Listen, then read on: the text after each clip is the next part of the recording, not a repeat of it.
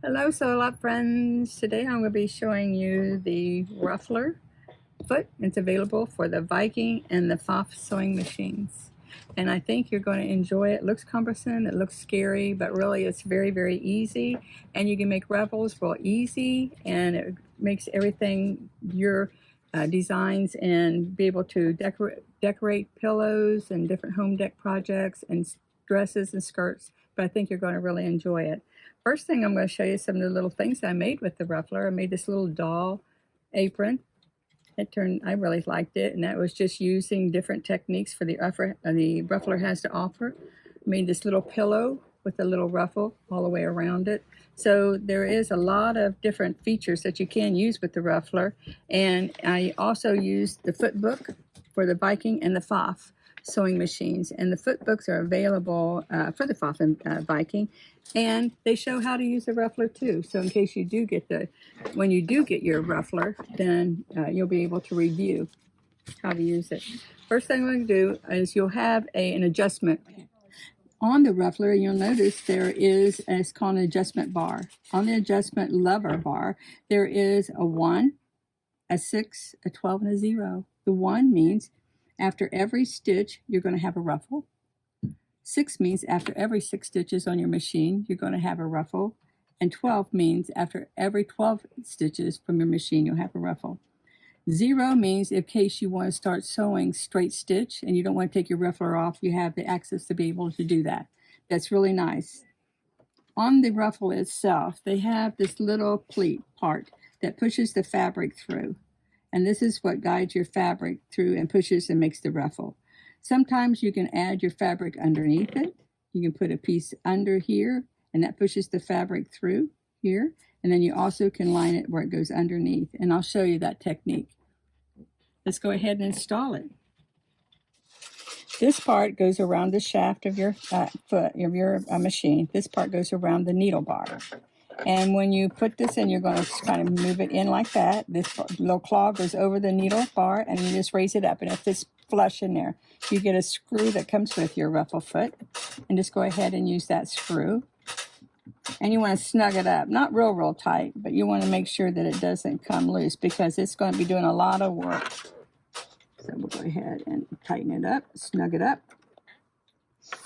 And you want to set your machine to a straight stitch. So I've got it set for a straight stitch. And also you want to change your stitch length to a 2.5.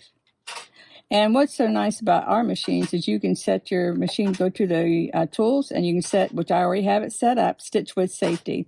Because on the foot, it's a single hole. So you want to make sure that you do not have it so it can go zigzag. It's a straight hole only, straight stitch. So you can set your stitch with safety. And I've got it set up. I'm ready to go. First thing I'm going to do is I'm going to just go ahead and show it. I've got my fabric already kind of fit. My lever, I slide it in here, and it goes all the way to the end. I'm going to set it all the way back over to a 1. That means every time that it takes 1 stitch, it's going to make a ruffle. I'll show you. Go slow and kind of hold it.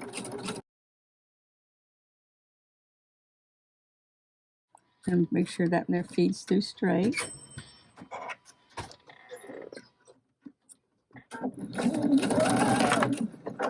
And don't use your scissors. It's preferably not to use them. And you want to take your ruffle and your fabric out to the back. Don't bring it to the front. And there's your little ruffle. Isn't that cute? Now I'm going to lay this one down, and I'm going to show you what it looks like when I do. I'm going to change my lever over, my adjustable lever. I'm going to set up 6. And I'm going to put it right through there. And I'll show you the difference. But I'll go ahead and just guide it through. Lower your presser foot down, and we're going to do 6. See how it shoves it through every 6 stitches?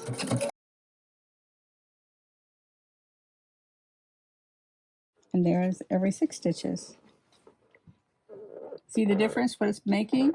Now I'm going to do 1 for every 12. And I'm going to change my lever to 12.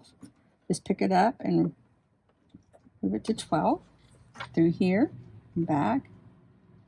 Lower my presser foot down, and I'm ready to go. And you'll notice the pleat is a lot wider.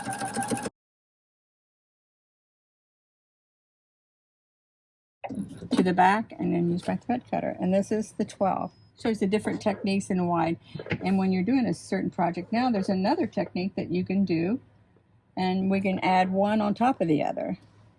And I just had these pins on there to hold my fabric straight, but you can position one on the bottom of your foot and just kind of lay that down. And I usually just kind of put it to the edge there, lower it down until I get this one ready. And then you want to put with the bottom, with your fabric facing down, the front of the fabric, and we're just going to put it through the part that pushes it through. Raise my pressure foot up and just guide it through there. And I'm pretty much ready to go. Lower my pressure foot down, and I've got it set on, I'm going to do on 6. Let's slide that back in there, down, and here we go.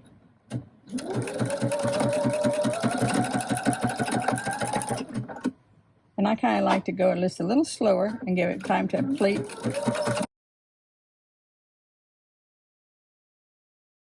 Raise my pressure foot up into the back. And there's what it looks like with one's attached to the other. Isn't that cute? So there's all kinds of little techniques. In your foot book, too, it explains to you how to do other techniques and how to measure the fabric guide for how much fabric you need to go, how much ruffles you need to go around a pillow. And the options are used, up to you how you want to use it. And it's fun to be creative. So you guys have a good day. Bye-bye.